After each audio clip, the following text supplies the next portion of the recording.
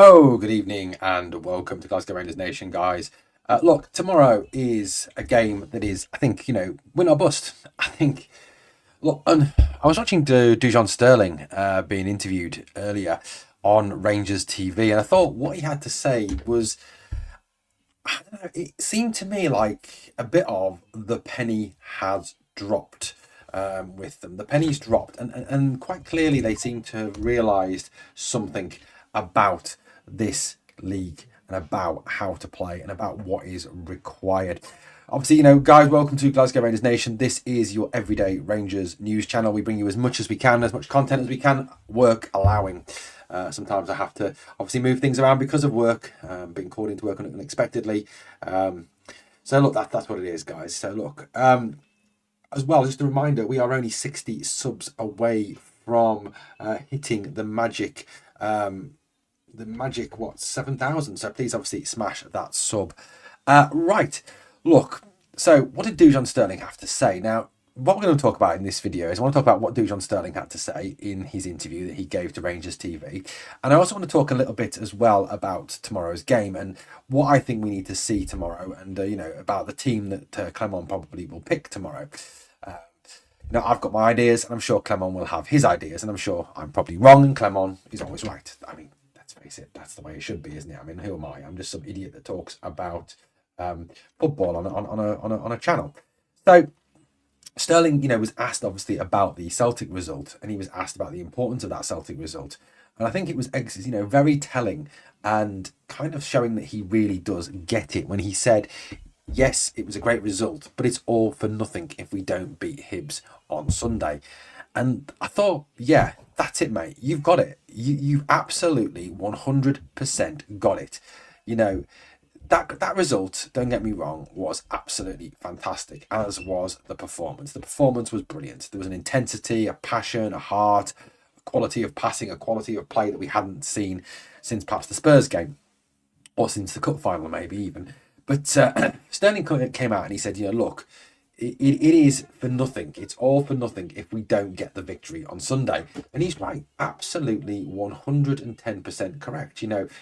If we don't win that game, if we don't beat Hibs on Sunday, that result means absolutely jack all. It really does in terms of this season, in terms of, showing that we're making progress. It really does. We've got to make sure that we take that result, that we run, and we really use that as a confidence builder. It's got to be that. It was a confidence boost. Hopefully, it is a confidence boost. He said as well to get the win over them, but the focus is now on the next game and another big performance. Which is spot on. He says we had the belief we could beat them, but it doesn't mean nothing unless we carry on this momentum and gain points back in the league. He talked as well a little bit about. He said we've got to continue what we've been doing, especially against Hibs, the way and play with the same intensity and show the same fight as we did against Celtic. And that's what we want. That's what we need to see. Now, Sterling coming out and saying that, it's a realisation from him, and I think a realisation from the squad, I think as well, that we need to push on, we need to fight, we need to keep that same level of performance. And yes, the game may be different in terms of the fact that Hibs will not perhaps play as open against us as Celtic did, because obviously Celtic are very confident that, in every game they go into, they can get a victory even against us. They're not going to sit off, they're not going to defend in the same way that teams like Hibs do, like Hearts do, like St Johnstone do, like Ross County and Dundee United do. I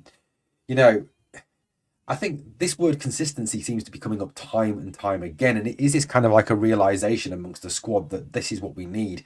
Robin Proper, when he was interviewed, said the key is to be consistent. You have to adjust in these type of games. We need to be consistent in what we do and win every single game. It seems to be the key word of the moment in Rangers, the consistency word. It seems to be constantly there at this moment in time. So that is what we need to see on Sunday. And I think it's not just consistency of performance, it's consistency of selection as well. I think Clement needs to place his faith in these players, and show these players that he has a faith in them, an ability and a belief in them. If you go out and you perform as well as they did against Celtic, and then you're perhaps, left out of the next game, and we can use the argument of sports science, etc., all you want. But to professional footballers, when they miss out, to them it is being dropped. That's what it is. They want to play every minute of every game. You ask a professional footballer, are they tired? Do they want a game off? They're going to say no. I mean, the vast majority. You might get the odd prima donna that says yes, but the vast majority of them don't want time off. They want to keep playing.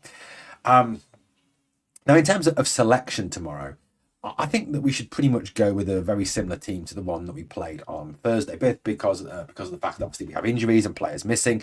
I suppose the only possibility is that Balogun could return, go into central defence, and Sterling moves to right back. But I think that will be very harsh on Ridvan. I think one of the real positives of the game on Thursday, and I think somebody, I can't remember, pointed this out in the live chat the other day of the podcast, was that with Ridvan playing on the right, it enabled him to come in on his left foot and shoot. And something Ridvan is certainly developing in his game. So, I mean, that's a big positive. The same way you have inverted wingers, inverted fullbacks. Is that a way of the future? Well, certainly one out of the two inverted fullbacks. Obviously, Hiefte keeps a natural width to the left, even though Ridvan is going to naturally drift in onto his left foot. I suppose the one worry would be that Ridvan drifts inside, Cheney drifts inside. It doesn't really leave anyone to go along and out around the outside like Sterling or Tavernier do when they play at right back. So in terms of the team selection for tomorrow's game, I would hope that we would go with something like this. Obviously, Liam Kelly will continue in goal. Liam Kelly, obviously, played really well against Celtic. Yes, he didn't have a great deal to do, but he still pulled off that quality save against Hatate. And the fact, obviously, that Jack Butland is out for this game, as Clement has already said. Now, the interesting thing comes when Jack Butland returns. What does the manager do? Does he keep Liam Kelly in there if Liam has another good game tomorrow, or does he, change the team?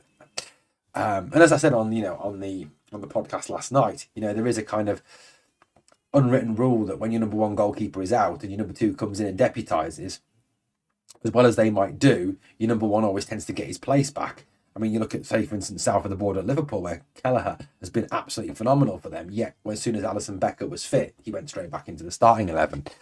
The back four, Ridvan, Sterling, Proper and Hiefte, I think stays the same for me. Like I said, the only possible change you could see there, which I think would be unfair on Ridvan, is that Sterling goes to right back and Balogun comes in to play alongside Robin Proper.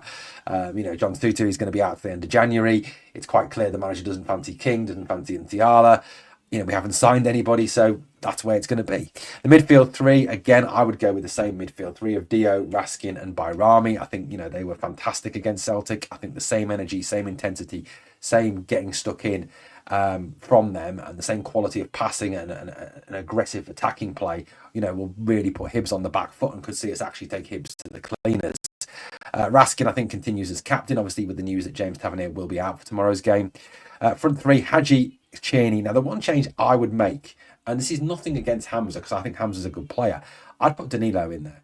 The guy is on fire in terms of goal. He's averaging a goal every 89 minutes, and he seems that, whenever he comes onto the pitch, he scores goals. So I think we should go with Danilo tomorrow. I think, that's the one change that I would kind of make, is start Danilo over Hamza, then bring Hamza on after 60 minutes and let him, run at and use his physical strength to get at a tired Hibs defence and really cause them problems. That would be my moves. Cyril Dessers, nowhere near the team tomorrow, please. Please, God, don't let me see him start. Hopefully after that game where he was hooked at half-time with Kieran Dowell, the manager's learned that Dessers is little more than a substitute for 5 to 10 minutes.